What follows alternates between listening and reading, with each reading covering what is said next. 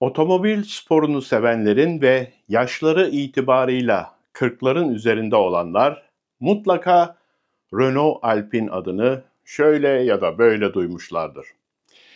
Benim Alpine Renault ile tanışmam 70'li yılların ortasına doğru oldu.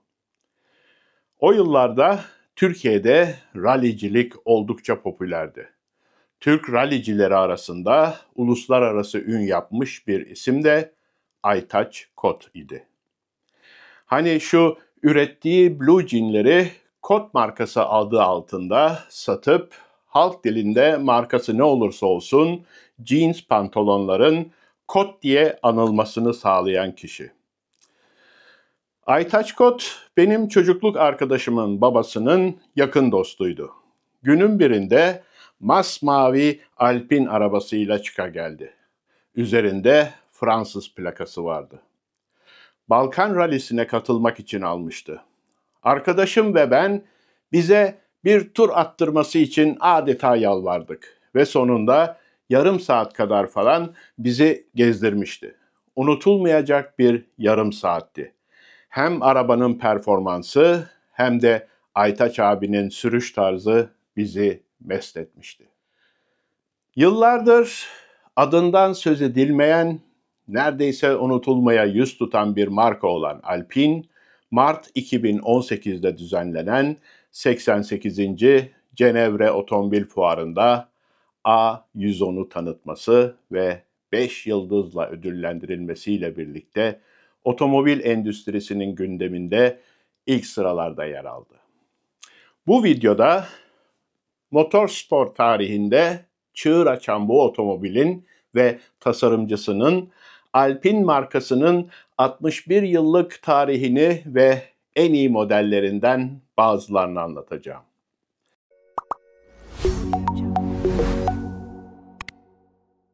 Markanın 1960'lar ve 70'lerdeki Monte Carlo Rally'si, Le Mans ve Dünya Rally Şampiyonası zaferleri ülkenin zaferlerle dolu gururlu tarihinin bir parçası olarak Fransa'da folklorik bir malzeme olarak kalırken marka Avrupa dışındaki ülkelerde çok daha az biliniyor.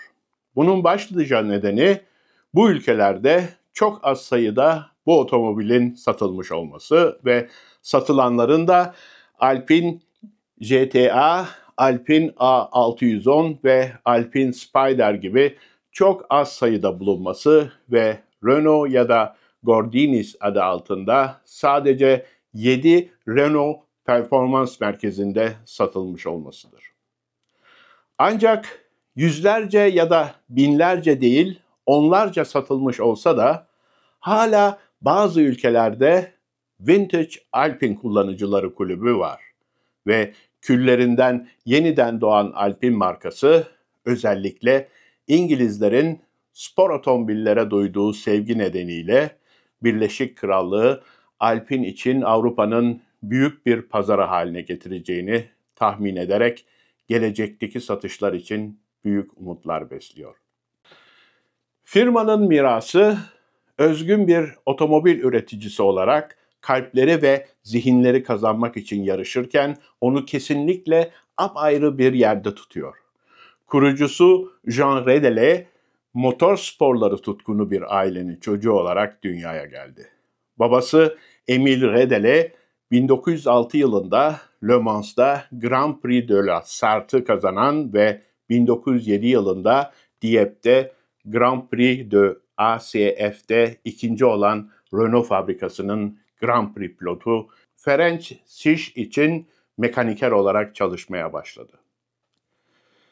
Birinci Dünya Savaşı sona erdiğinde Louis Renault, Emile Redele'den Dieppe'de bir Renault bayisi açmasını istedi. Baba Redele buraya yerleştikten sonra evlendi ve 3 oğlu oldu. İlk oğlu Jean, İkinci Dünya Savaşı'nda Paris'te işletme ve ekonomi eğitimini tamamladı. Çalışmaları Renault'da bir sürü iş deneyimini de içeriyordu ve firmanın bazı iş uygulamaları hakkında Renault CEO'su Pierre Dreyfus'un dikkatini çekecek kadar açık sözlü bir rapor sunmasına neden oldu. Fikirlerini hayata geçirmesi istenen Redele, babasının izinden giderek Renault'un Diepp'teki resmi bayisi olarak atandı.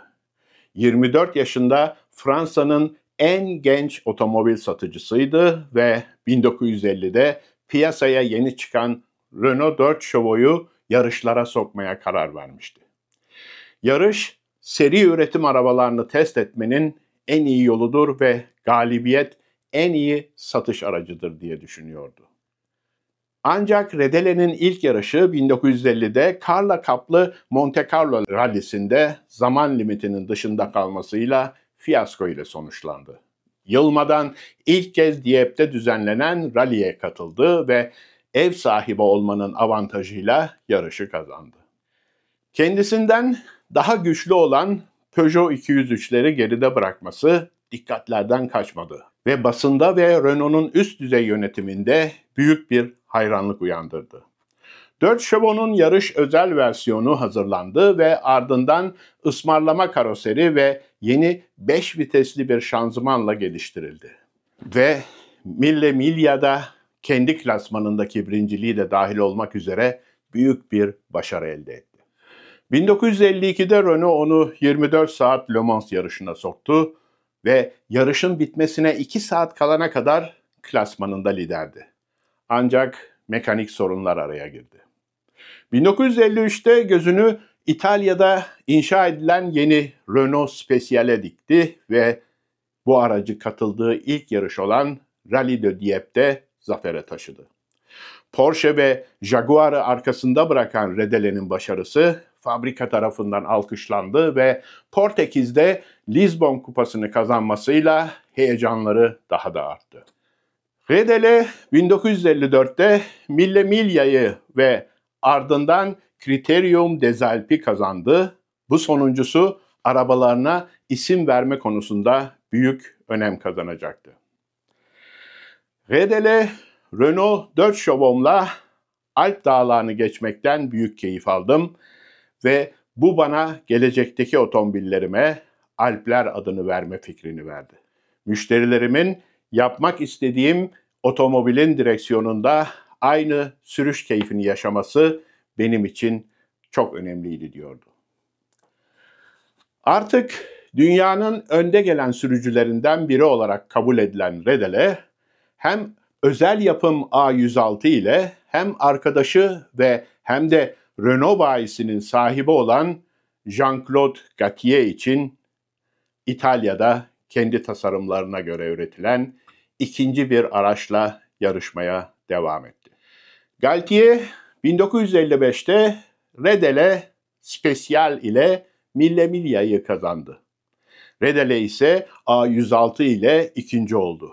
Bu iki başarı Redele'yi Paris ve Diepp'te yerleşik olan kendi takımı Alpine'i kurmaya ikna etti. Société des Automobiles Alpines 25 Haziran 1955'te kuruldu ve bir ay sonra Redele 3 adet A106 Koç modelini tanıttı. A106'daki A Alpine'i, 106 ise parça kaynağı olarak kullanılan 4 Chevaux'un referans numarası olan 1062'yi temsil ediyordu. Vatansever bir tavırla Fransız bayrağına ithaf edilerek ilk araç maviye, ikincisi beyaza ve üçüncüsü kırmızıya boyandı. Renault'un üst düzey yöneticilerinin de bu fikri desteklemesiyle otomobiller ve Alpine markası 1955 Paris Otomobil Fuarı'nda tanıtıldı. Redele'nin ilkeleri basitti. Hafif, çekici bir karoserinin altında basit ama rekabetçi mekaniklerle donatılmış yenilikçi tasarımlı otomobiller istiyordu. Ve otomobilin performansına göre ucuz satış fiyatı ve düşük bakım maliyetleri sağlamak için mümkün olan en fazla sayıda seri üretim parçalar kullanıyordu. 1958 yılında A106 başlangıçta eski platformu kullanarak A108'e dönüştü. Ancak 1960 yılında Colin Chapman'ın belki de en iyi Lotus Elan ile tanınan meşhur krişler ve omurga konstrüksiyon prensibi benimsendi. Bu yeni kurulan şirket için çok önemli bir dönemdi ve üretilen 251 otomobilden sonra önce Coach ve ardından kupe modelleri yerini kabriyole ve ardından ünlü berlinete bıraktı. Renault Dauphine ile aynı motorla donatılan A108 kısa bir süre sonra Renault 8 parçalarından ve yenilenmiş bir arka kısımdan geniş ölçüde yararlanan A110'a dönüştü. Hem günlük yol otomobili hem de yarış pistleri otomobili olarak anında başarılı oldu. Şirketin ikinci ayağı rally otomobilleri için bir çıkış noktası olarak başladı. Ancak dayanıklılık yarışı prototipleri ve tepe tırmanışı otomobilleri, buz yarışçıları, rally cross otomobilleri ve hatta sonunda tek kişilik otomobiller üretecek şekilde gelişti. Rally'de, Le Mans'ta ve Formula 3 gibi motor sporlarında başarı üstüne başarı kazanmış, aralarında Jean-Pierre Jabouille, Didier Pironi, Derek Bell, Jean-Claude Andruet ve Jean Ragnotti gibi fabrika sürücülerinin de bulunduğu yıldız sürücüler bu marka ile 10 yıllar boyunca yarışmıştır. Firma ayrıca 1977 yılında Renault Formula 1'e girmeden önce test aracı olarak kullanılan bir F1 prototipi de üretti. A110 türevleri önce 1108 kübik, sonra 1255 kübik, daha sonra 1605 kübik motordan gelen güçle yoğun ve hızlı bir şekilde geldi. 4 farlı bir ön ızgara, genişletilmiş kanatlar, öne monte edilmiş bir radyatör, çıkarılabilir bir arka etek ve daha fazlasını içeren çok sayıda stil değişikliği yapıldı. 1977'de 7500 adetten fazla satıldıktan sonra 1600 SX olarak adlandırılan ve 1647 kübiklik bir motorla güçlendirilen üretim sona erdi.